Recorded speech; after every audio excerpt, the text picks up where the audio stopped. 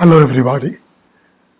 This is Dr. Madhav Rao from Bangalore Psychiatry Center, and today is the 11th episode of Mind Your Mind series, and I have picked up the topic of bipolar mood disorder.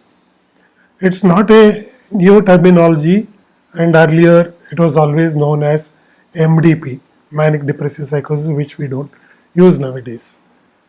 If we quickly go to the history, there are evidences that we can find cases of bipolar even in Vedic or Ramayana or Mahabharata period, and also the Greco-Romans, they used to call it as mania and melancholia. But there is a lot of myth in the community. People say he has money mania, he has sex mania. These are all loose terminologies which are misfitting terminologies. They are not the cases of mania at all. Bipolar mood disorder has its own precise definition, and we know since 1851, Jean Pierre of France, who described a monograph on bipolar mood disorder, and ever since then it is ever evolving illness, and today we know concrete things about the illness. So let me explain to you what it is. As the name itself is self-explanatory, it is bipolar. It has two poles, just like the North Pole and the South Pole. One pole where the person is too active, the other pole very depressive. If it happens for 1 day or 2 days or within a day like that, it's not bipolar mood disorder, it's generally extended. That I'll discuss later. Now let us know about the incidence of this illness and why we should know. The incidence varies anywhere between 1 to 2%, and some of the estimates in America they go up to 2.8%. But in our country, where there is a lot of difficulty in epidemiological and survey and studies, it's roughly around 1% and maybe much more. I am talking about only bipolar.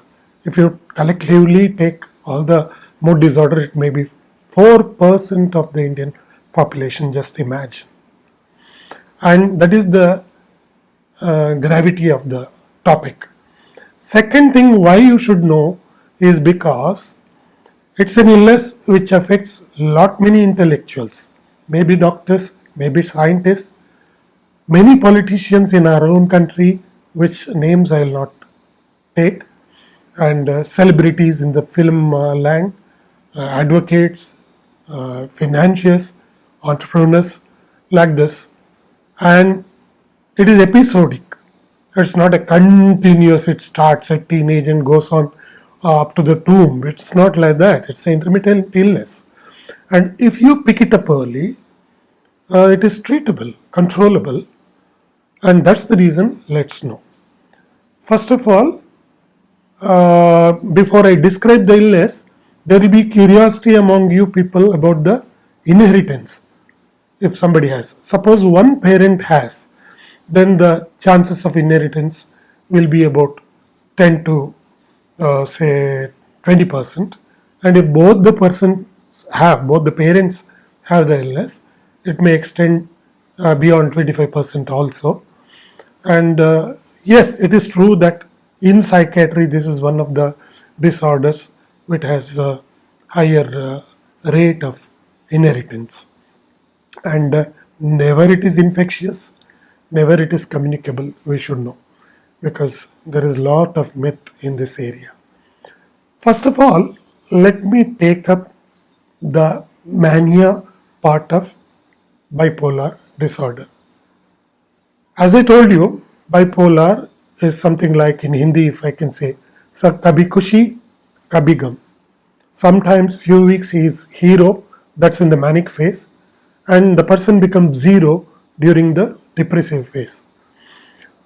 To make you understand in a very simple way, let's take the plain ground. That is euthymia, normal ground, normal mood, all of us enjoy with maybe slight fluctuations. The episodes of mania can be compared to a hillock or a hill or a mountain. The depressive episodes can be compared to a dip in the earth or a well. Now it must be more clearer to you. I'll come with a much more concrete analogy and then describe the English. Let us imagine a tree. The graphic poster, what you are viewing now, is what I presented in Prague in 2008, if I remember correctly, not for psychiatrists, but for the families who come for our World Psychiatry meet. If you understand this tree from tomorrow, you are like, a trained personnel in psychiatry or social work like that, at least to pick up the illness. So concentrate on this tree. Now I'll go to discuss about the mania. The stem of the tree is elevated mood, elation, happy, sometimes irritable. So stem of the tree, you remember, elation, happiness, unusually heightened mood out of illness, not because of any happenings around, not a very happy occasion at home, not like that. Without reason, there is sudden elation. Now the branches of the tree, hyperactivity, spendthrift, jocularity, excessive energy, doing too many things at a time, over talkative, dancing, singing, even they lose the voice like that. They speak so much, the voice becomes like what I mimic now. And then they make gestures and call, hello, how are you? Unknown people on the other side of the road, they talk. And they may even call for come and have a tea and spend like anything. Having 100 in the pocket and spending 1,000.